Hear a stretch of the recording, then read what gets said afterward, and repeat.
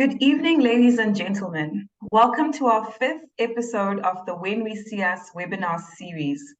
This is a discursive year-long multivocal webinar series which preceded and runs parallel to our current exhibition titled When We See Us, a Century of Black Figuration in Painting, which opened in November 2022 and will run until the 3rd of September 2023.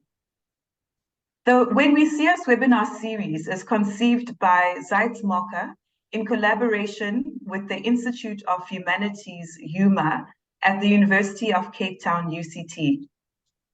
It provides theoretical framings of the exhibition and brings together thought leaders from the continent and its thriving diaspora to address topics around global Black subjectivity, Black representation from the premise of artistic production and into the topical considerations relevant today.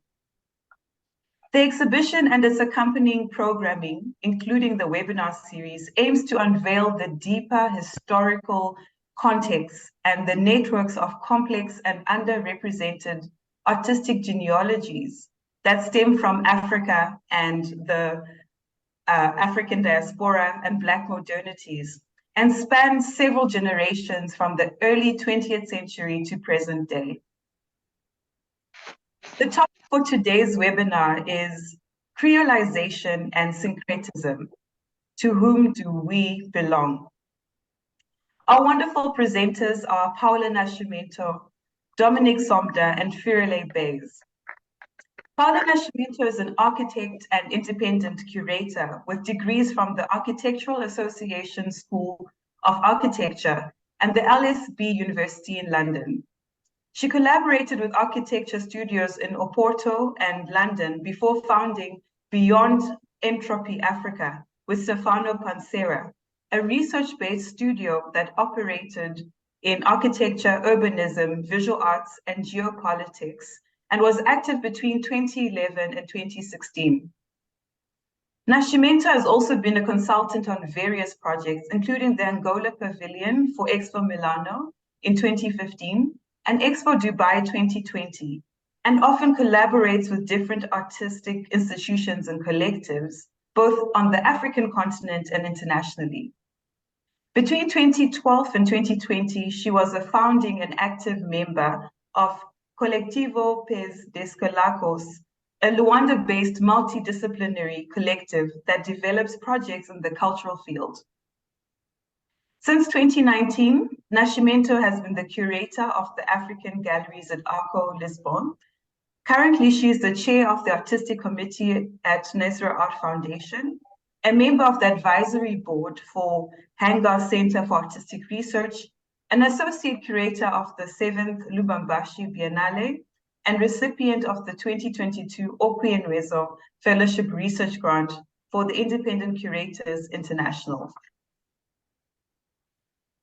Firelei Báez is, first of all, she's part of the When We See Us exhibition, so we've lived with her beautiful artwork since November and will continue to do so until September.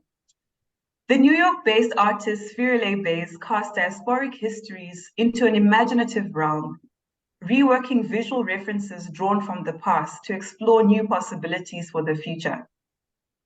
Born in 1981 in Santiago de los Caballeros in the Dominican Republic to a Dominican mother and a father of Haitian descent, Báez traces her concerns with the politics of place and heritage back to her upbringing on the border between the island of Hispaniolas, two neighboring countries, whose long-standing tensions are predicated in large part on ethnic difference. In exuberantly colorful works on paper and canvas, large-scale sculptures and immersive installations, Báez combines representational cues that span from hair textures to textile patterns, plant life, folkloric and literary references, and a wide-ranging emblems of healing and resistance. Often featuring strong female protagonists, her paintings incorporate the visual languages of regional specific mythologies and ritual alongside those of science fiction and fantasy to envision identities as unfixed and inherited narratives as perpetually evolving. Dominique Somda, who will be moderating the discussion, is a junior research fellow at the Institute for Humanities in Africa, HUMA, at the University of Cape Town.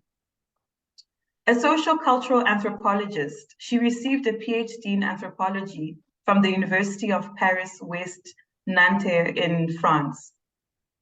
She taught anthropology as a visiting professor at the University of Pennsylvania and Reed College, United States, and was a traveling faculty member with the study abroad programs IHP Cities and IHP Human Rights. As a postdoctoral researcher, she held visiting positions at the Fondation des Maisons des Sciences de l'Homme in Paris and London School of Economics. Her work focuses on how inequality, or conversely, egalitarianism, emerges through everyday practices, a thematic interest that has also led her to engage with the anthropology of slavery, democracy, Christianity, feminist and post-colonial studies. Her regional focus in Africa and more, specifically Madagascar and Benin, At HUMA, she explores the ethics of artificial intelligence, AI, and the digital transition in healthcare systems. To frame this discussion, I would like to read a quote by Canadian author Nobese Philip from a 2005 interview that she had with Nigel Thomas. Quote, "And for those of us who belong to what I call the Afrospora, do we go back to the Caribbean, as Cizé and others like Lamming have done? Do we go back to Africa? Do we stay in North America? And always there's the feeling of having been ripped away from something or having lost something. There is a psychic wound that we all carry and that we all struggle to heal." End quote. Concepts such as creolization and syncretism, particularly is understood to be the combination of different forms of belief and spiritual practices, have shaped much of the Black diaspora experience. Can we speak of a divergence or difference in the politics of belonging within such trans-cultural societies across the globe? This session invites an exploration of the nuanced spectrum of this experience from specific vantage points that extend beyond the geopolitical constructs of nationhood and citizenry. How do we locate ourselves within a Black majority world? And on that note, I will hand over to our moderator for this session, Dominique. Thank you. Thank you so much, Tandazane, and thanks to the Zeitz MOCAA for inviting me to moderate such a fascinating event. I'm quite honored to be part of this conversation with Paula and Firelei from Angola to Dominican Republic, New York City, Cape Town. And I will provide not really like a theoretical grounding, but also a localization and a grounding of myself in that debate. So to whom do we belong? The title is answering the subtitle that question and seems to answer quite swiftly. We belong to many, we multiply, we combine, we create togetherness instead of dividing. The presentation of those two terms invite more than conceptual genealogies. They are not here to restrict to the geographies where they emerge, but rather to invite us to consider Africa and the world and African diaspora in its multiplicity. In my discipline, anthropology, syncretism and creolization are concepts that have a long and productive history and use that also cause many contestations. The terms syncretism and creolization have purposes of understanding cultural crossovers, reclamation of so-called impurities. They are never totally equivalent. Syncretism is one of the marks of Creole societies, but also I've been also used to describe processes in society not usually understood as Creole society. Creolization allow us to account for phenomena of diffusion and social and cultural change that have particularly interested anthropologists, and in particular those who have studied societies produced by colonial encounters, plantation systems, enslavement, indenture, labor, displacement, and uprootings. As Edouard Glissant said, colonization is, however, not the project of colonization and enslavement, but an inspiration of post-slavery societies, an ideal of togetherness rather than project of separations that was so distinctive of plantation societies and colonized societies. So the concept have denoted various intellectual projects and propositions regarding cultural intermixing and hybrid formations. We will remember like an imperative to altogether differences and heterogeneity. Sometimes, and that's something that I'd like to invite also our panelists to discuss, sometimes at the cost of strategic essentialism and solidarities, in particular Pan-African solidarities. I'm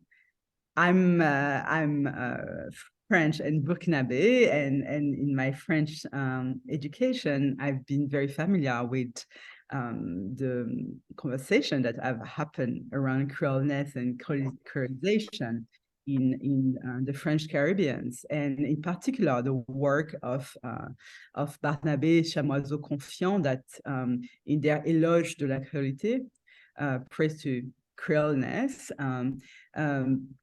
mentioned that Creoleness is about not choosing between one origin, or not choosing one origin amongst many, and that was quite a difference and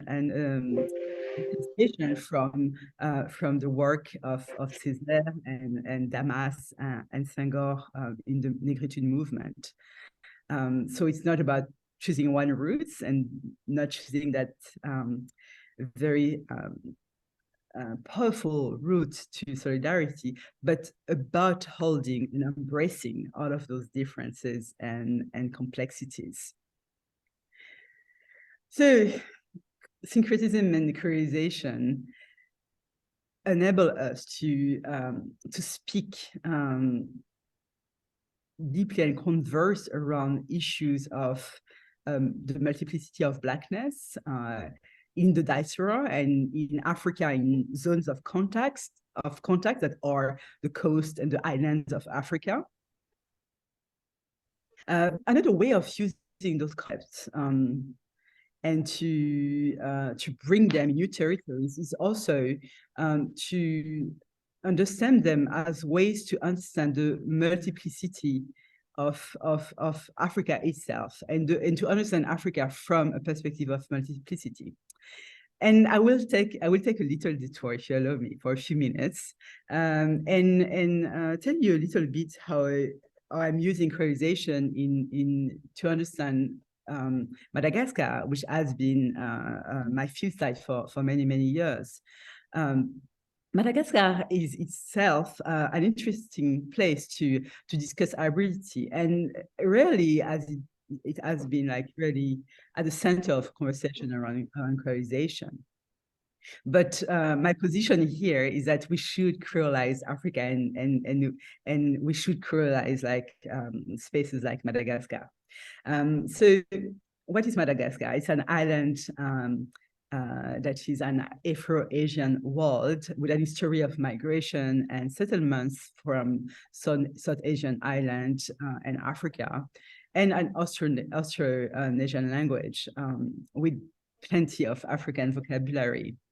And historically, people and scholars have been more interested in locating the different origins and delineating genealogies rather than to examine characteristic and consequences of that intermixing. The dual ancestries has occupied scholars that were inclined to oppose African and Asian models in Madagascar.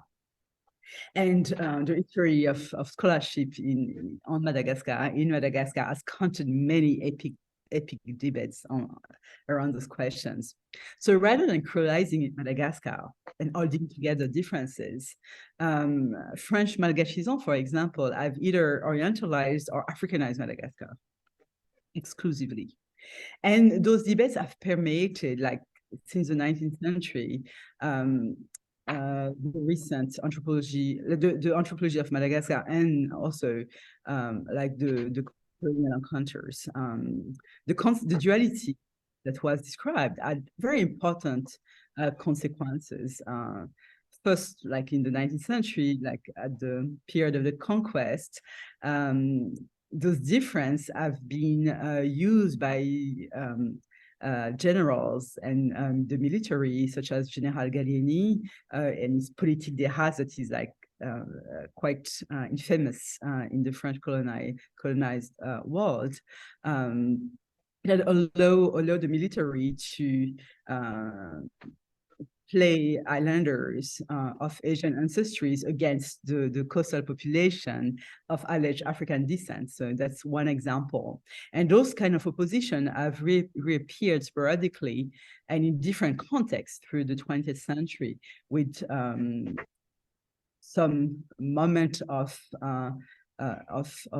divergence from that model, with, for example, the socialist revolution in the 1970s, but also resurgence of phenomenon of ethno-nationalism, and especially that was the case in the island, with an ideology of supremacy of islanders of Asian origin.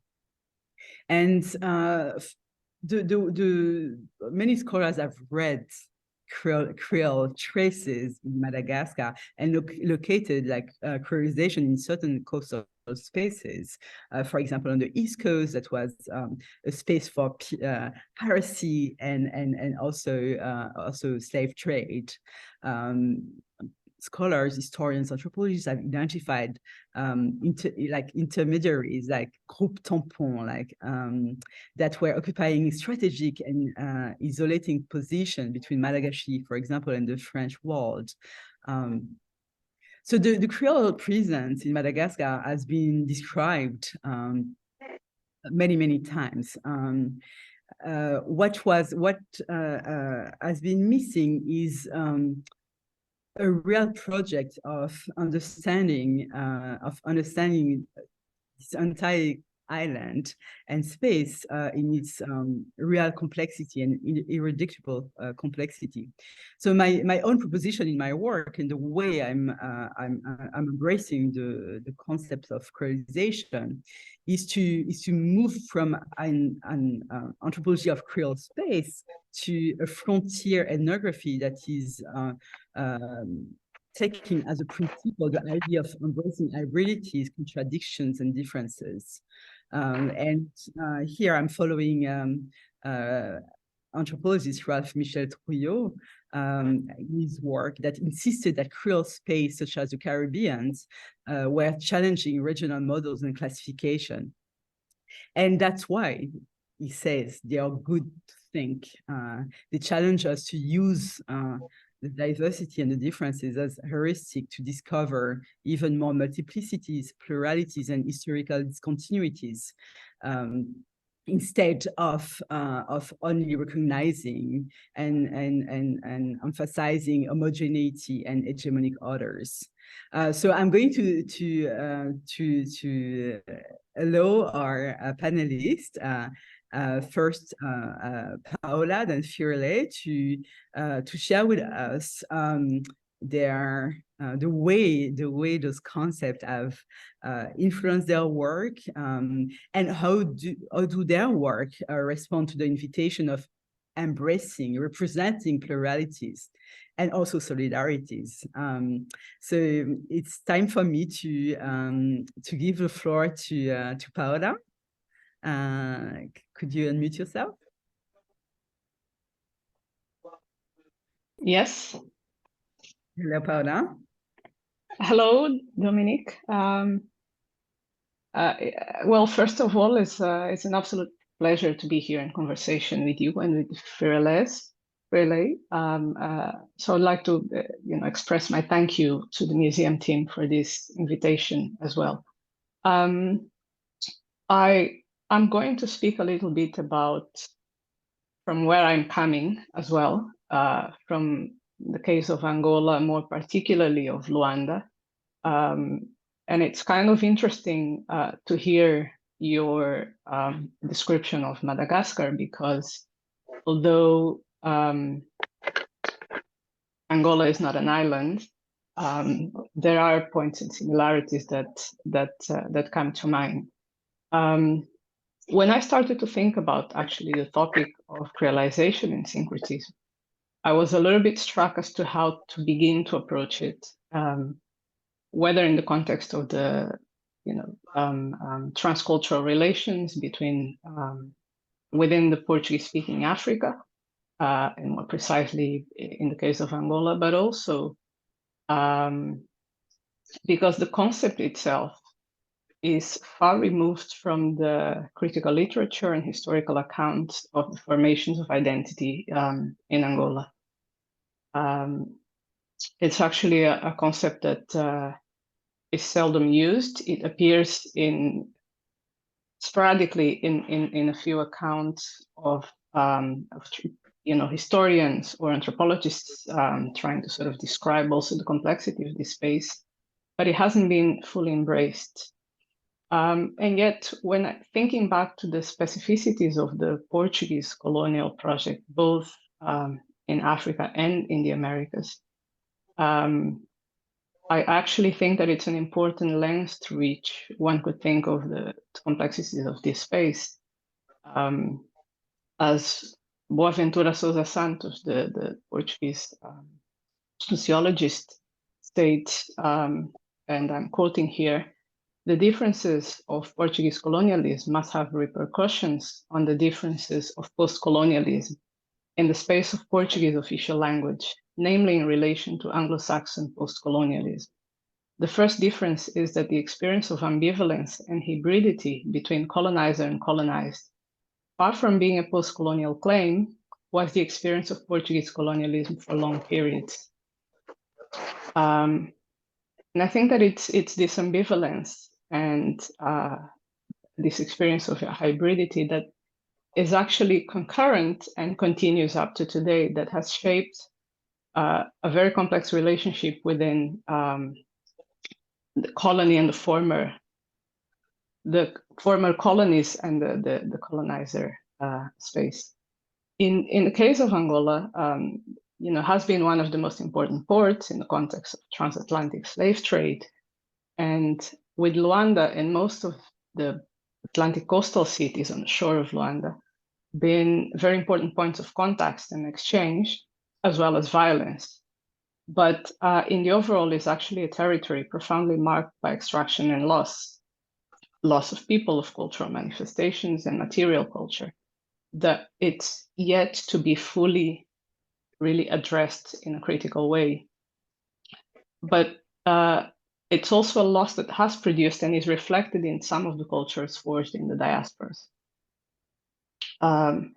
These points of contact obviously generated, as we've been discussing, hybrid cultures that have evolved and persisted. And a big example in the context of Luanda and in the shore cities of Angola is the case of the assimilados versus the indigenous. The different statutes of Portuguese colonial legislation that places the assimilados, that specify very specific legal frameworks that situate the assimilados, or as I would call a Creole groups that absorbed both of cultures from Portugal and European, but never fully neglected his indigenous roots in a sort of like primarily social stratification, part of the colonial project, obviously, to sort of be able to erase any traces of other identities existing in that territory. And I think that a problematic of this, even if the project failed partially, is that within the post-independence period, this idea of the assimilados or that Creole or elite group has sort of maintained a status of superiority in relation to other ethnic identities that are actually part and form large part of the complex space that is Angola.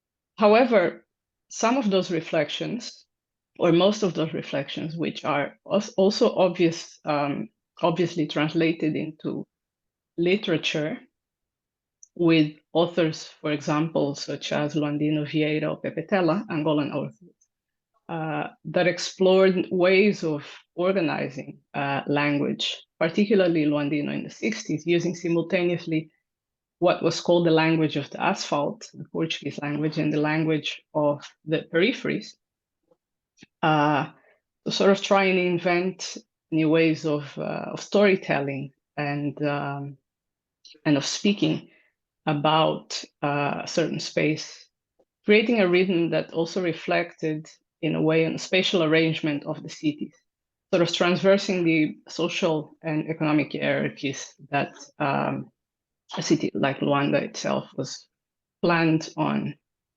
But other than those experiments in literature, I believe that we somehow still lack the vocabulary to articulate particularities of these lived experiences in the context of Luanda and in the shore cities of Angola.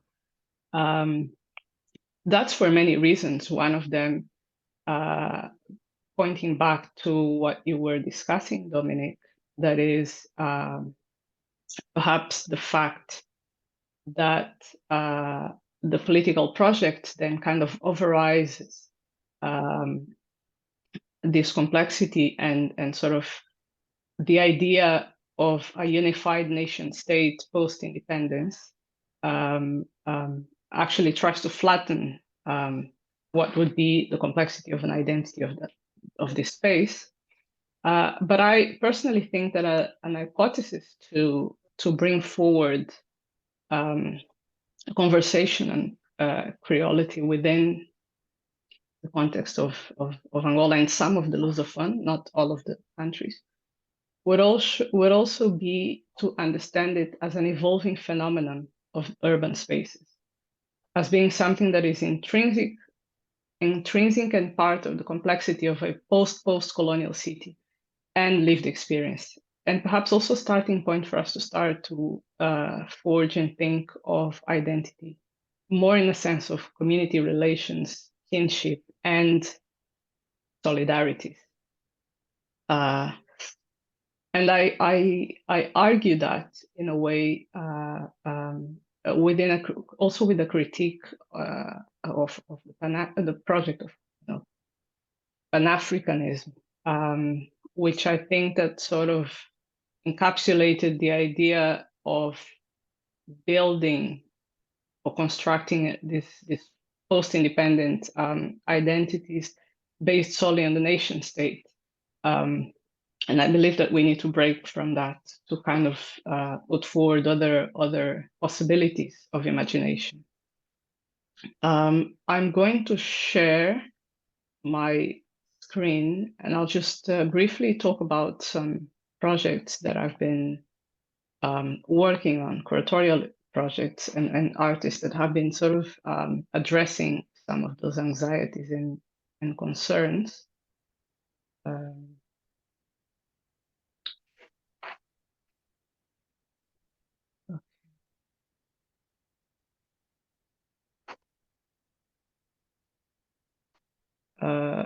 So do you see my screen? Yes, we do. Thank you. Okay. So the first project that I'm going to briefly talk about and show two particular works is an exhibition called Ishimbi, which means Spirit of Waters, that was actually developed in the context of the South-South platform in 2020. And it's actually an ongoing reflection and conversation. It's a co-curated show on some of these themes, particularly on the position of Angola as a territory of loss versus a series of identities that we can identify, but also see reflected elsewhere. And actually, conceptually, the argument is constructed as a understanding identity as a play of mirrors. And the first work that kind of opens the exhibition is a work by Angolan artist Antonio Ole. It's a long process installation entitled Hidden Pages, Stolen Bodies, which I'm only showing here partially, really, and which I call an archaeology of loss. It's a series of videos, drawings, paintings, and assemblage that brings together both documents that have been removed of official narratives, mainly archival documents found on the Archives and Museum of Slavery in Angola, but also objects that the artist kind of describes as being also rejected by the sea, that would have been objects used in several instances on the coastal cities, either in the process of waiting or lost in the process of departure. And this is, again, just a kind of a close-up of part of that work. And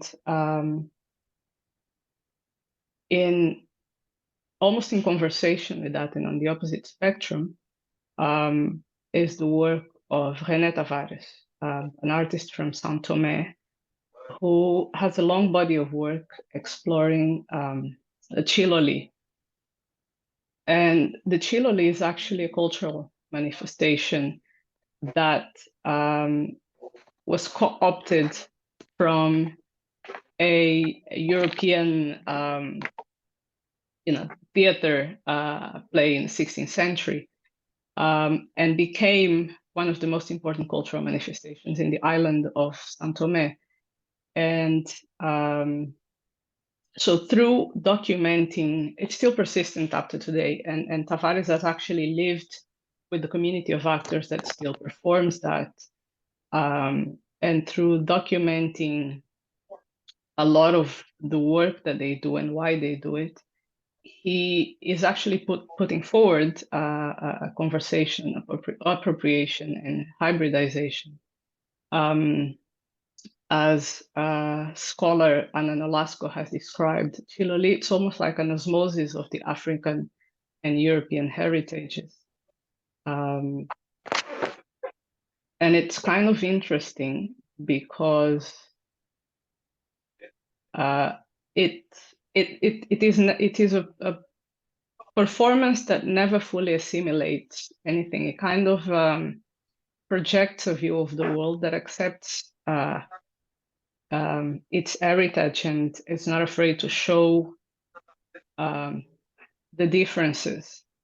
So it sheds light on these interstitial spaces and sort of accepts multiple truth as in spite of, a sort of fully assimilated and homogeneous understanding of identity and of its own heritage. On another note, another project that I'm going to show also two works was Rhizomes. There is also an exhibition that happened in 2020, and that kind of merges art and technology and attempts to create a dialogue to kind of understand how technology has been impacting artistic practices, but also it's a project that was designed in the context of Saison Africa 2020. So issues of geography of the artist's part of the project were quite important. Whilst the exhibition was looking at technology, was also looking at the question of how do we move beyond that? And this poster that I'm showing is actually a design commission to a design studio called La Villa Hermosa. That is a sort of Congolese-Belgian designer. And what we tried to do here is that along a series of conversations and inspired by the definition of rhizomes as per Glissant, what designers created was actually an algorithm that was playing around with the artists' names and the cities where they were based or coming from.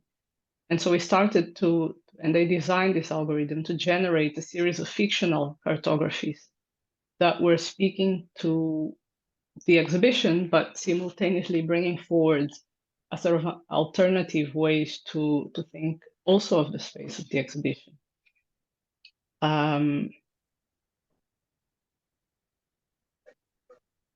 And And again, continue on the same route. Another commissioned worked to DJ Batida, an Angolan Portuguese artist who works primarily with sound.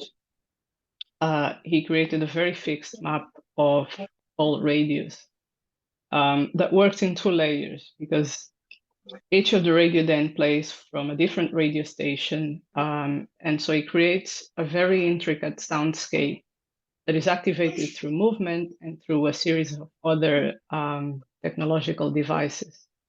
And mixes most of these radio transmissions also with beats and sounds gathered from not just places in the continent, but islands, diaspora, and invented by the artist himself.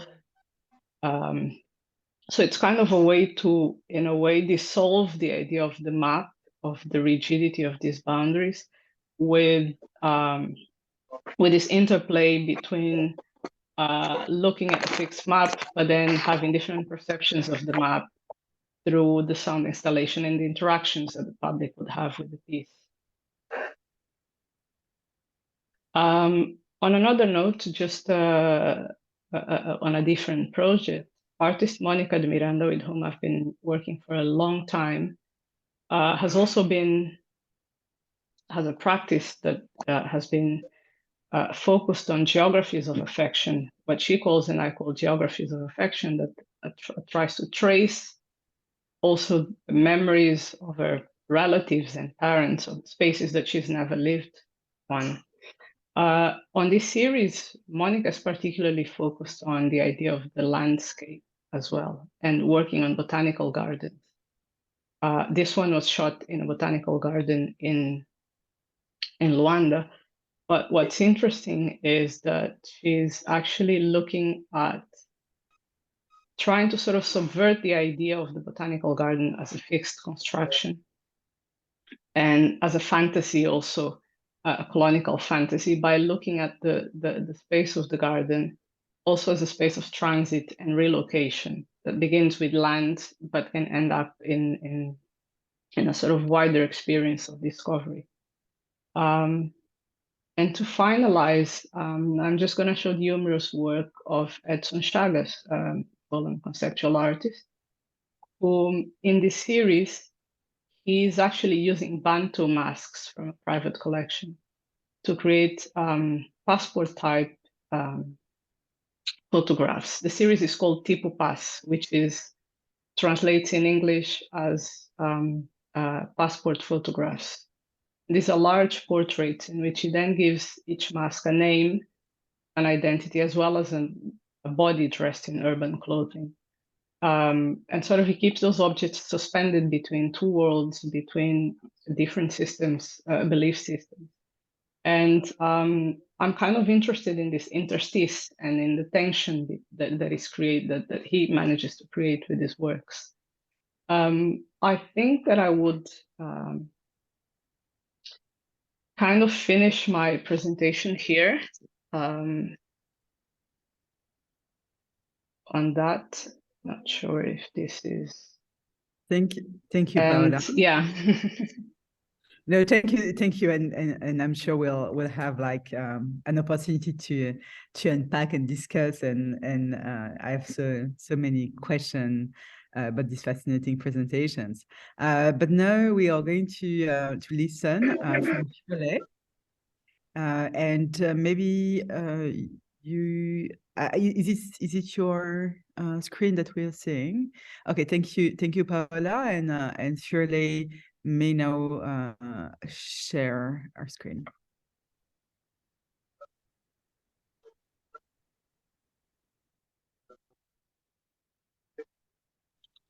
Hi, everyone. I'm glad to join you all. There's been a series of technical glitches, but I am glad that the universe is finally cooperating and I can be here with you all.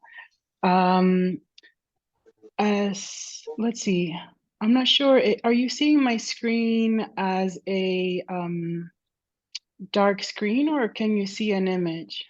We see a dark screen now. Okay. So maybe the universe is Still doing funny things. Let's see. There we go. Is that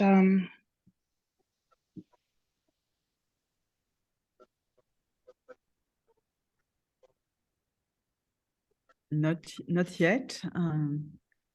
Here we go. Let's see. Okay, perfect. We Play see from your beginning. screen. We see your screen. Wonderful. Okay. So now I guess I will share first, thank you all for inviting me, for including me in this incredibly important conversation that I feel is recurring and always important when it does come to light. It is the way that as humans, as human beings, we are in a constant state of change. Change is the only constant, as author Octavia Butler so greatly centered, that the only thing that we can count on is that things will change. And the more we can be present within that, the more we can adapt and be joyful in new transitions. So this first image I showed is, I think, my ode to that kind of transitory space. It is an ode to this particular palace, which is in northern Haiti, called Sanssouci. It is this now a ruin of a very majestic space for hope. The word Sanssouci means without a care.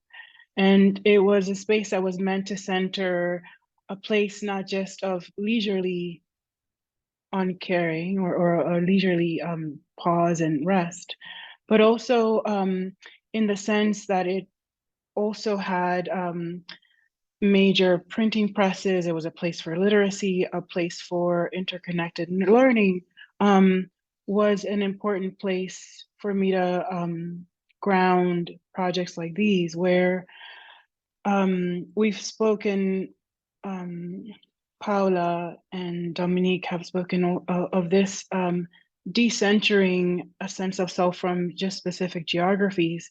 I'd like to also think of unmooring ourselves from temporal colonization. So our minds are constantly being colonized in terms of what times, what people, what spaces we're thought are within our grasp of influence. So in a way, like in the United States, how many civil rights images or many images of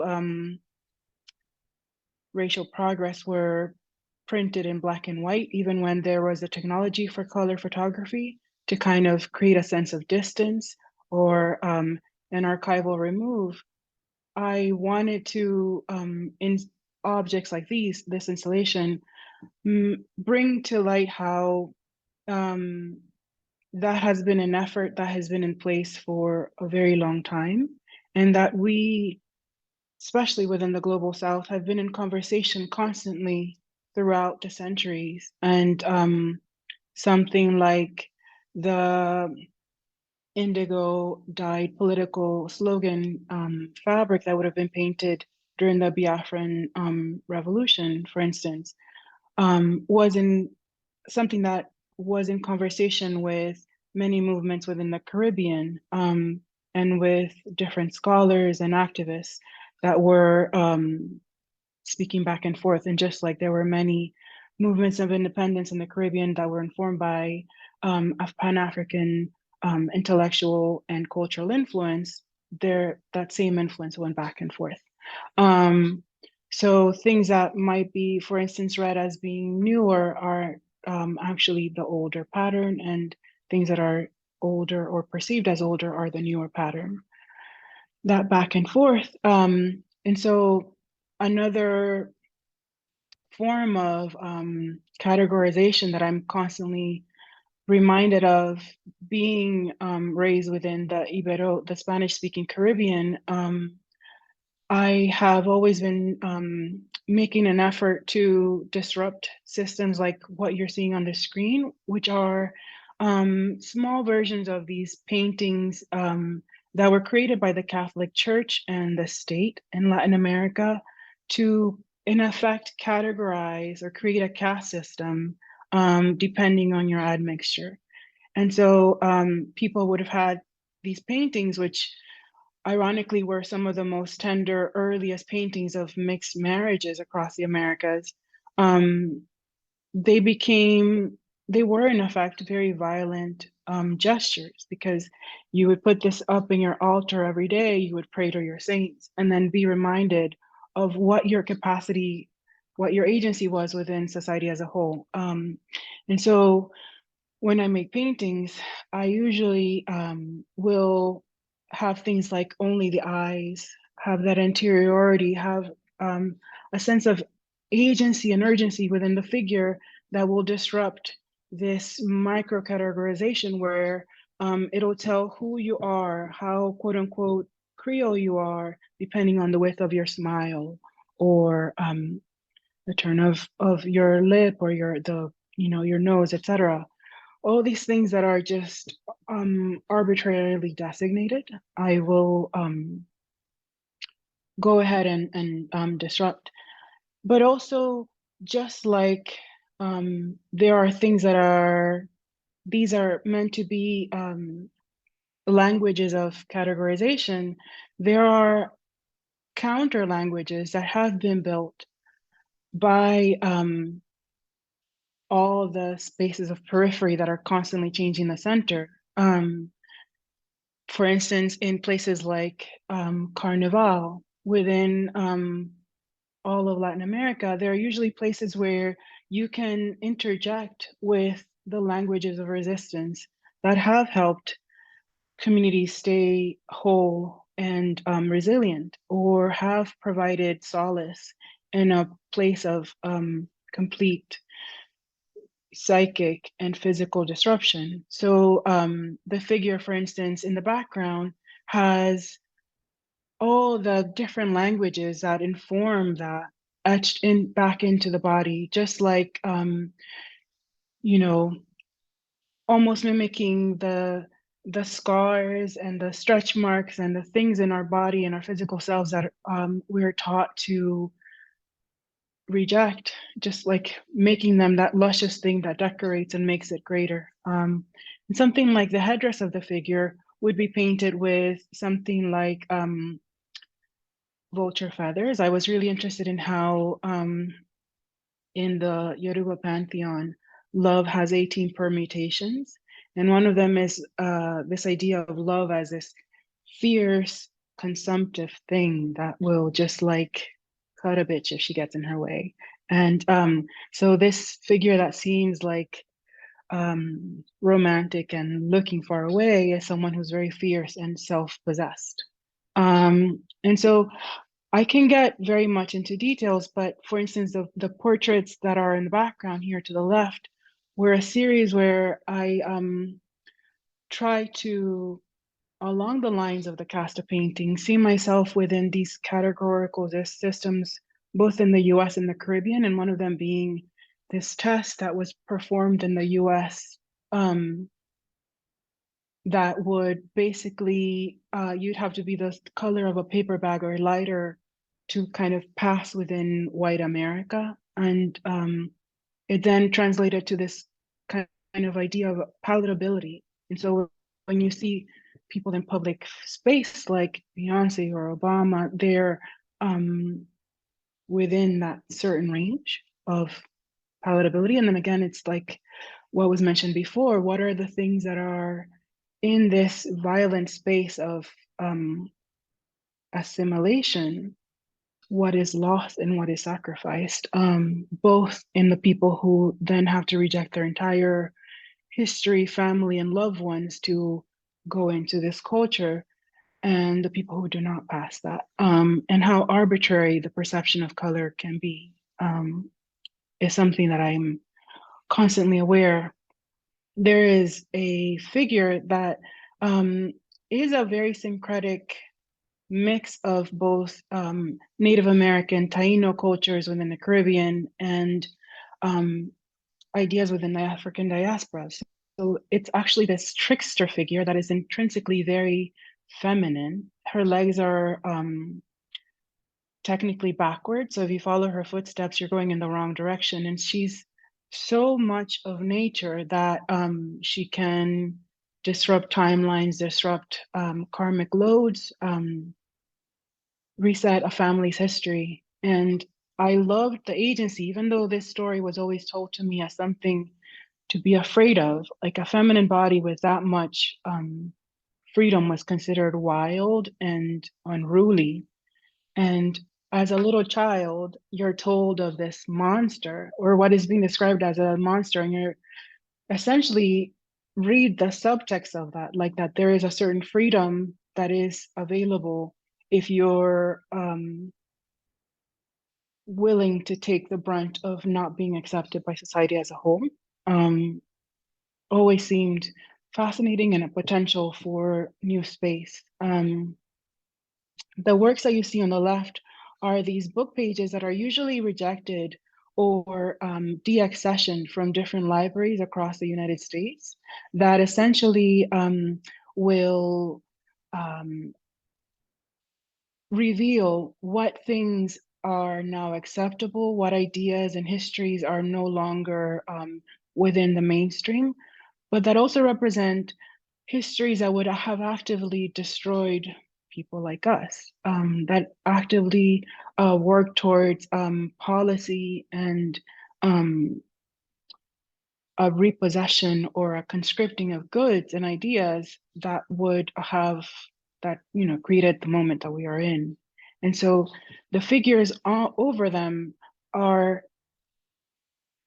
almost meant to act as honey towards so that the viewer gets closer.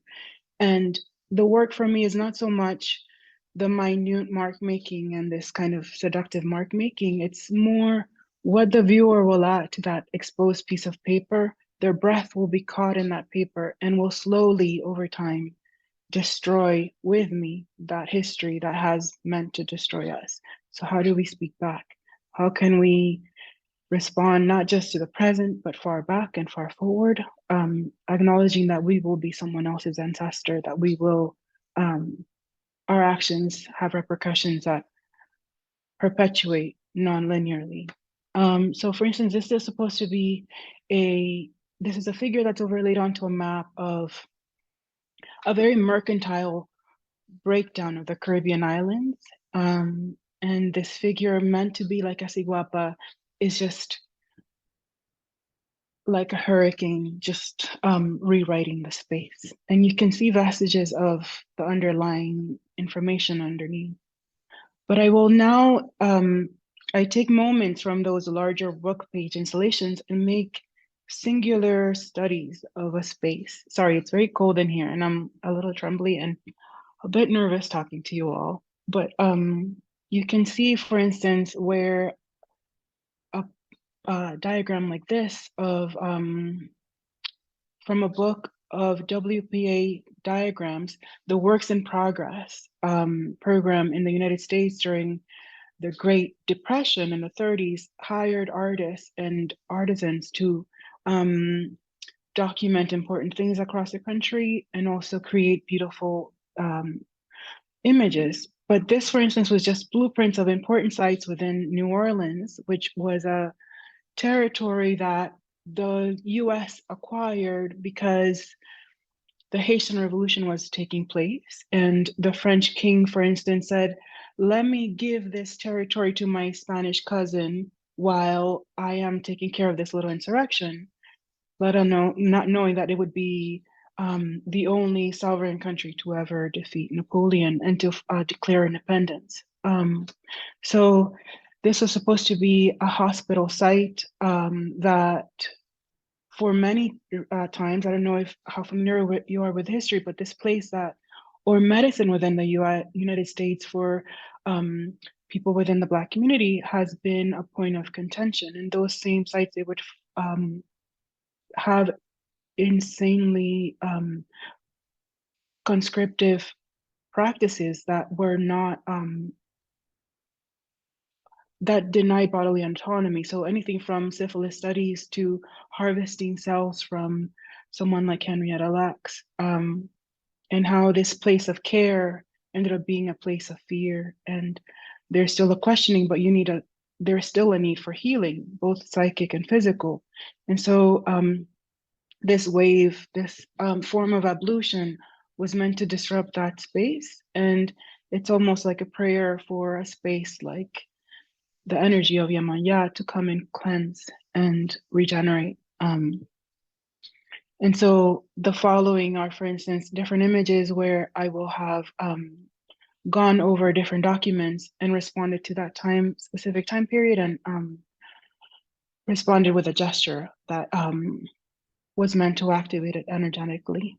And something like this, a lot of images, I will start with very specific image references, or a very detailed portrait, and slowly turn it into a palimpsest and introduce time and imagery that is probably truer to the figure. And so this was a piece that was dedicated to a moment, a particular law that was passed in the Dominican Republic that made many Dominicans of Haitian descent stateless.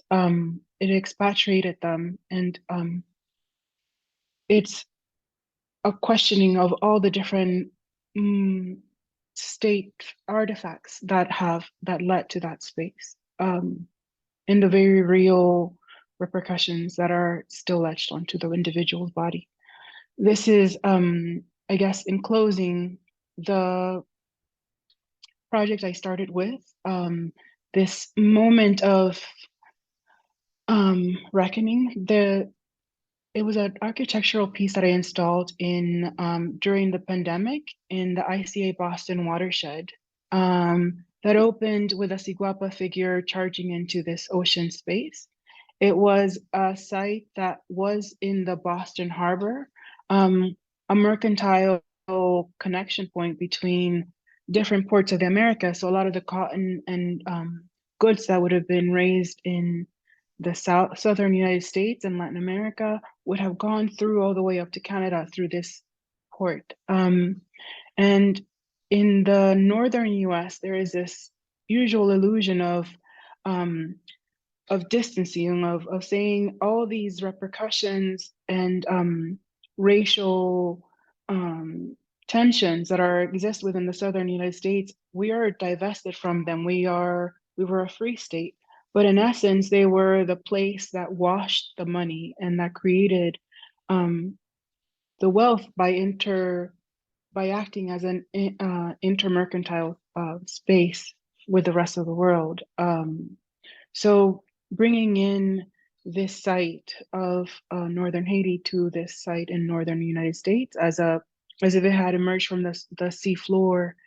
Every archway has a soundtrack that was meant to bring both sounds from the Caribbean to the north, but also individual stories of different people from all over the world that represented the diasporas of Boston. Boston itself has a very substantial Haitian diaspora.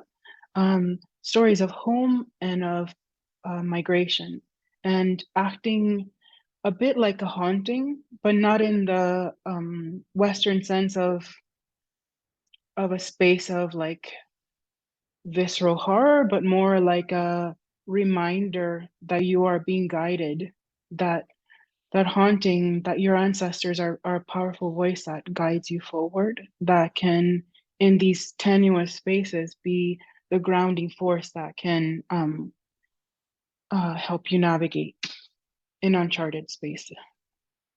So these are it. I am really looking forward to our conversation. I know I probably went a bit over time, but here we are. Great to be here with you all. Thank you so much, Firelei. This is fascinating. Thank you for sharing your beautiful work with us and your perspectives.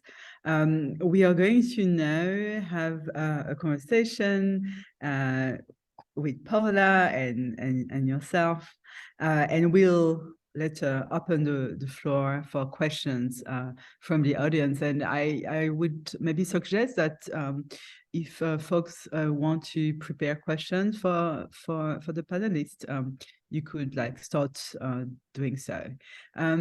So thank you so much, Paula and Firelei. I feel that you know, I saw several resonances between like your presentations, and you both describe like a sort of, and I'm borrowing from, you know, element from both of your presentation, but you presented like the flattening of identities and erasure of identities that happen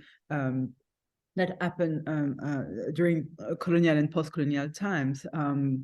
And I love what you, like your question, Firelei, how do we speak back? And it seemed that like the images, your work and the work you presented, were that those counter languages, resistance pieces, were a way to speak back. And I'd like to ask you, because you presented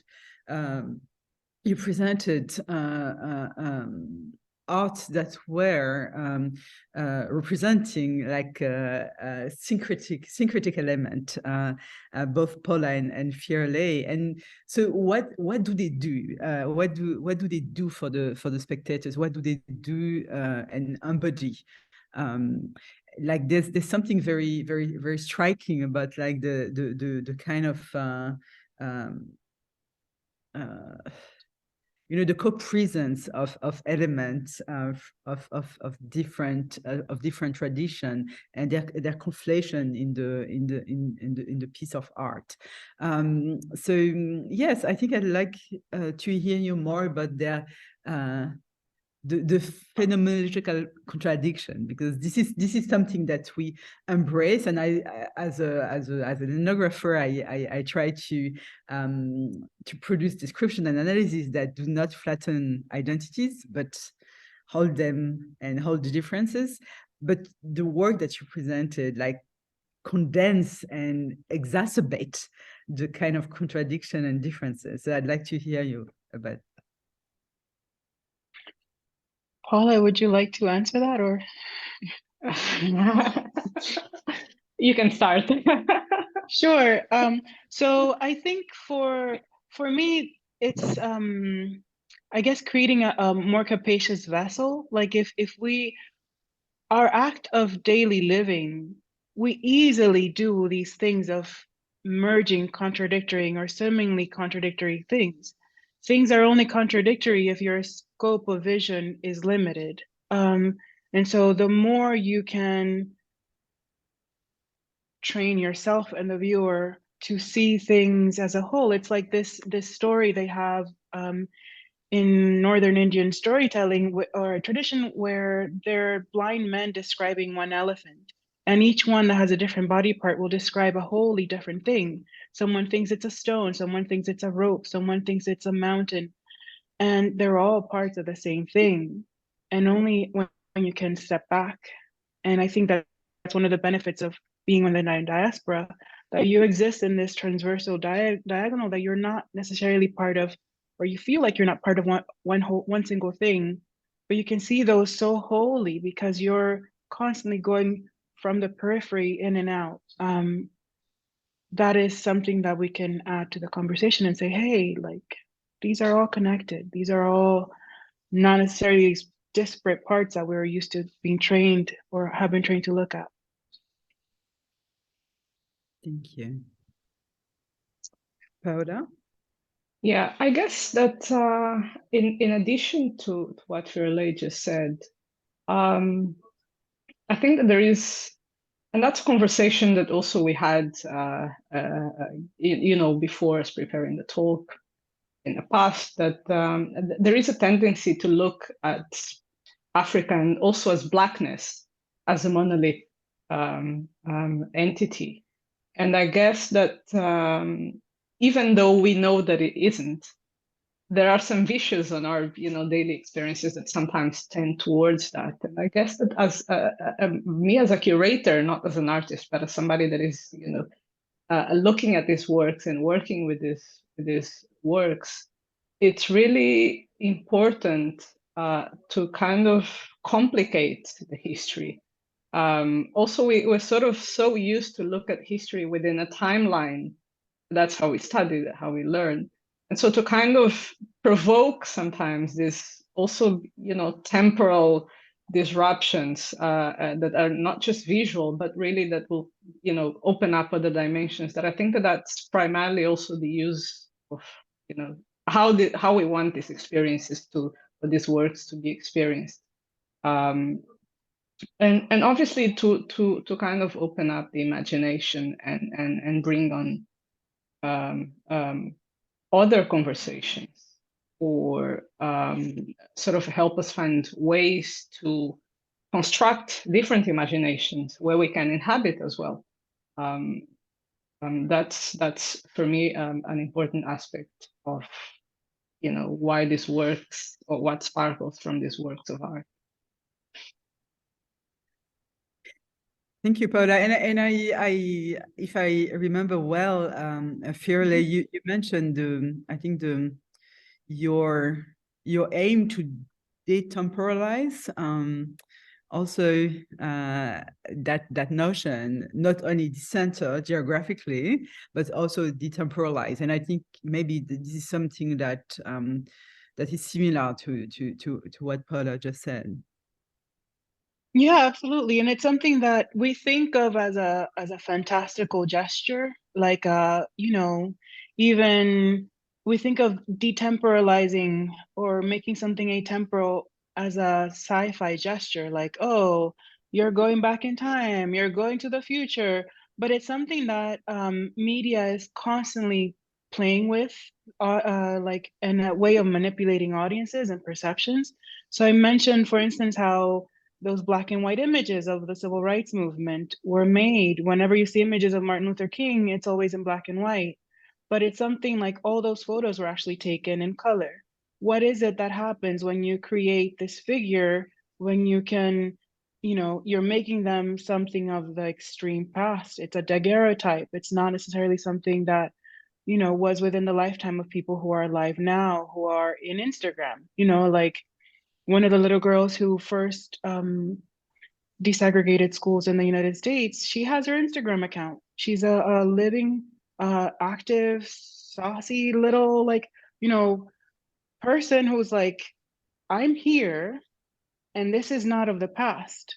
I am someone who thought this would be, the sacrifices made by myself as a child. I should not have to be dealing with this as an elder, and to be going through a recidivist moment just seems like that's something we can be aware of, that these time loops are constantly being activated politically, civically. They're in laws. There are all these different things that seem like we're trained to think of as sci-fi, but are tools of constant, not necessarily, I don't want to say manipulation, but that are at the hand of many things. Whenever you hear a discourse of the mandate of a politician, a mandate of a CEO is to create reality, that is one of the things that are being accessed. Who we think of as present, as past, what's accessible within our near future, who will be within the near future.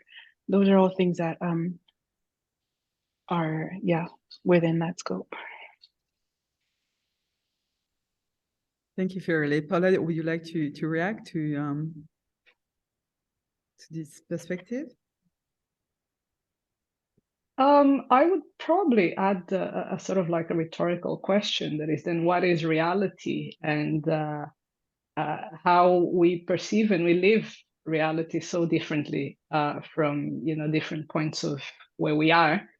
And so I think that there is the idea of time for me again comes back, because I think that we're constantly, and going back to the poem that Tanzani read at the beginning, I think that we are constantly at the interstation, on just at the edge of going somewhere else, but simultaneously within all of those times. I think that most of us, we, at least I'm speaking to somebody, we carry on these traces of the past, but also, of the present. So I'm very much interested in how we negotiate our present and the positionality from where we are at the moment as this interstitial space.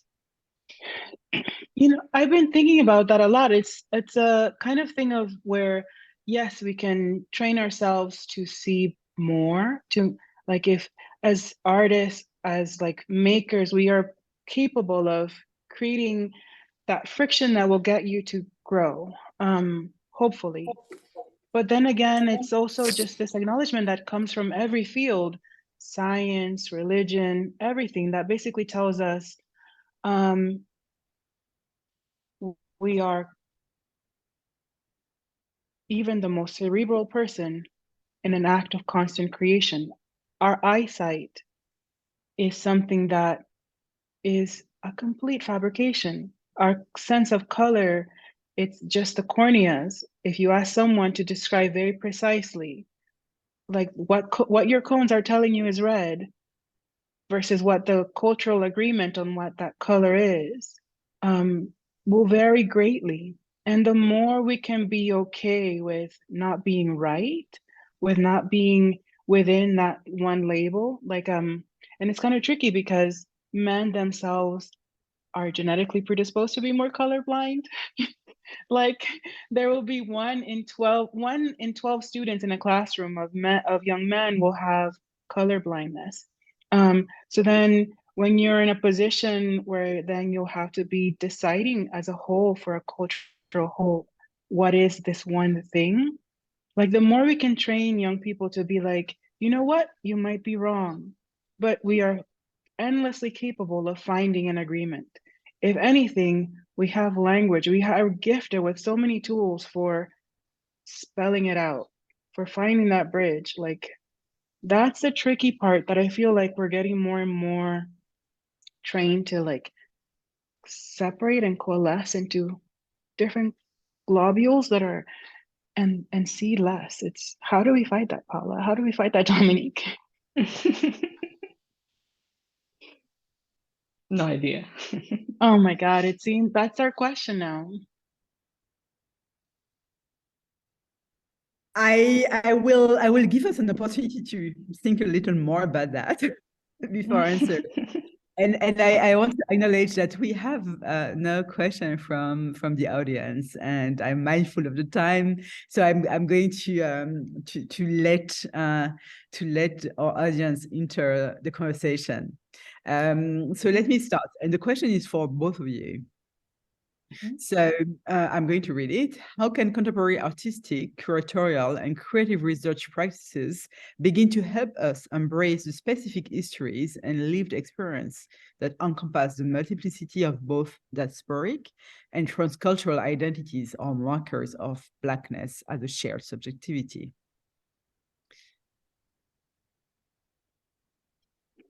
I can try to answer that first. I actually think that from a curatorial standpoint, that's exactly a little bit of our mission. As a curator working in the continent, even if I'm not directly addressing Blackness, I think that it's almost our mission to sort of create tools or start to provide other understandings of the complexities of the experience. And I think that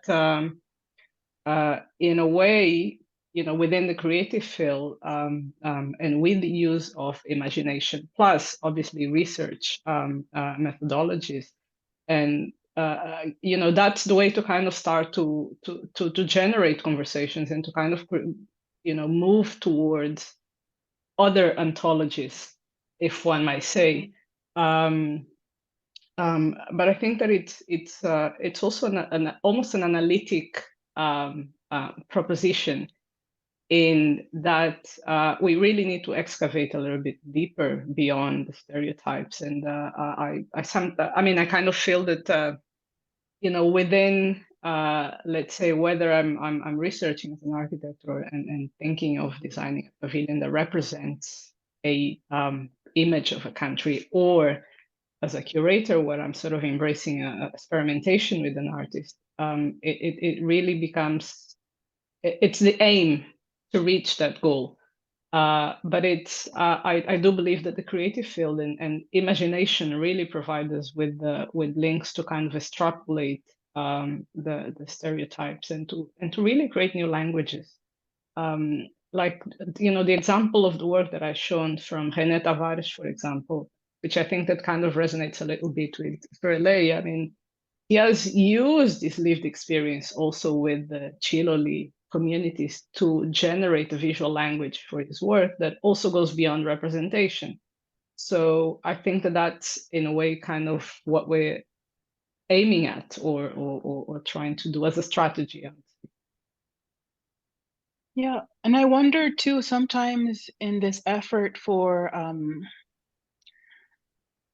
not stereotyping or not seeming too fantastical or seeming too exotic, there's this like suppression that happens, like, ooh, let me not be too loud or let me not be this colorful, because in this space of the global north that has different sunlight, that is like almost has this standardized chromophobia, how do I make myself palatable? How do I make myself be on equal footing? And it's this constant doubling that happens, and subsuming that happens to just be palatable. And so I wonder, what are the strategies within that, especially in curation, that can make it a matter of fact, without sublimating? Like, this is a different version of luxurious. This is a different version of home. This is a different version of boredom.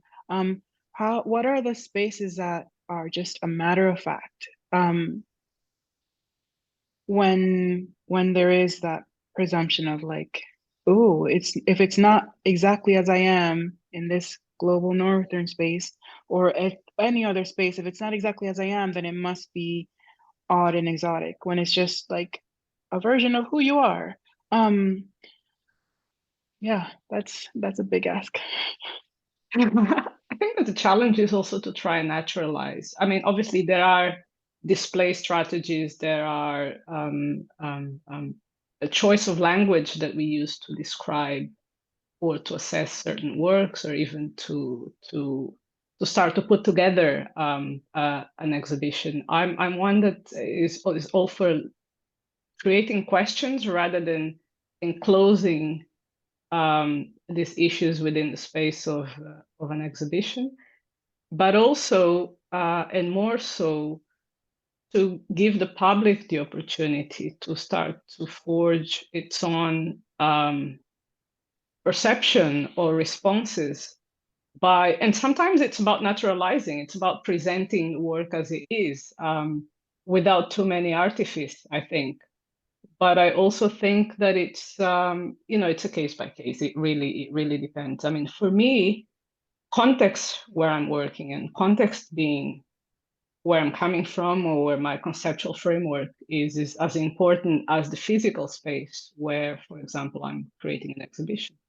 So it's kind of a melting pot of trying to articulate all of those things, but I think that it's also down to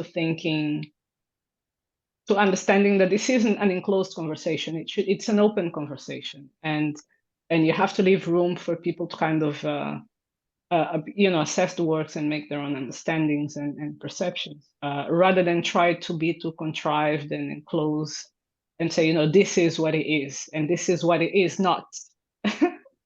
Yeah.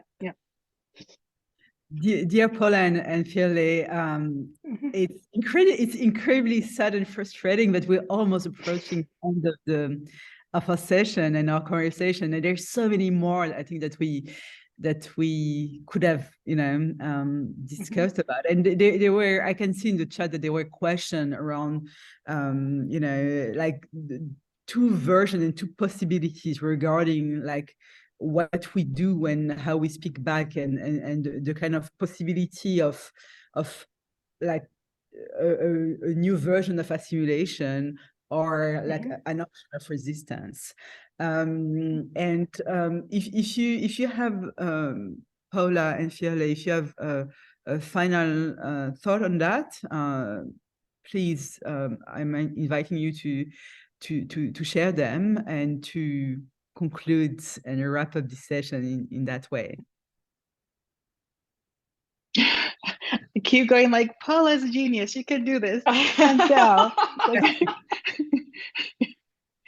No, that's a complex. I think that's a complex question. If I understood well, it was about thinking about difference within assimilation and how we can move forward, right?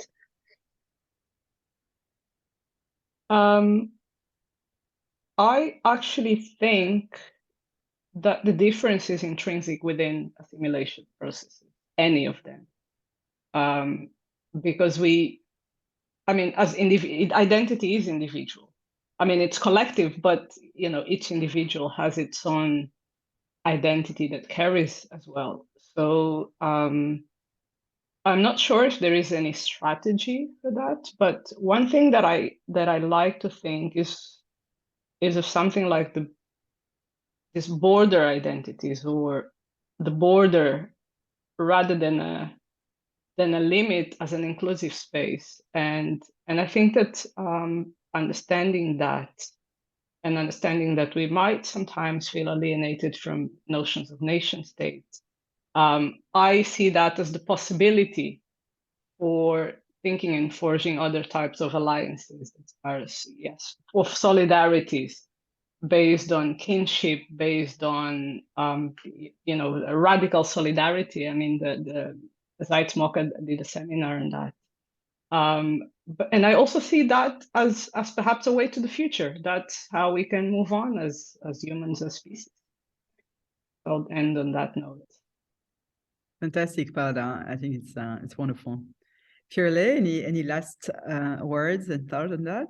Yeah, and that I guess the only thing I'd like to add, and I am in complete agreement with you on just this capacity to be complex, and to that in becoming new, it doesn't mean shedding, but actually like being capable of more. That it is a limitless possibility to just have complexity and move forward with complexity. Language is just one testament of that it's it holds so much, and a child is able to learn and speak fluently 123 languages before culture takes over and says, no, you should only speak and master this one thread.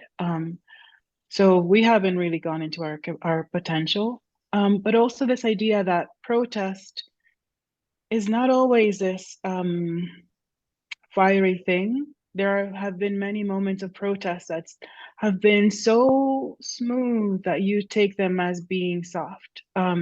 So I always like to remember women in the 1950s and 60s in the United States that for a while, they would always come dressed sharply. They would have the most beautiful outfit. They would always have this presentation. And that was a way, their blade of going across these different projections of who they could function as in society, and saying, like, I might be this in my job today, but you will treat me as this completely, and I will do everything within my power for your limited perception to like see me, to really see. So yeah, let's be complex. Let's accept complexity within each other, and like and not take things for granted. Not see beautiful things as like as effortless. They are very effortful, and they should be honored. Yeah. Thank you so much, Firelei and Paula. I think it's a wonderful way of like ending this session with notion of embracing complexity and non-effortless complexity, and wonderful, really. Thank you for your generosity. Thank you for your time. Thank you, Zeitz MOCAA. I think it's time to say goodbye, and I know that we have some announcements. So over to you.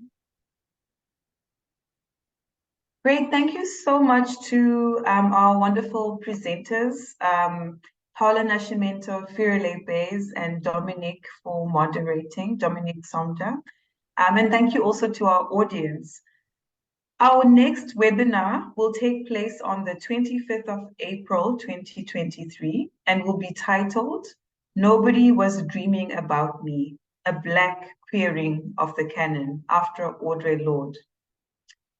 The When We See Us, a Century of Black Figuration in Painting exhibition is still on in Cape Town until the 3rd of September. We hope you can all come and see it. Thank you so much and have a good evening.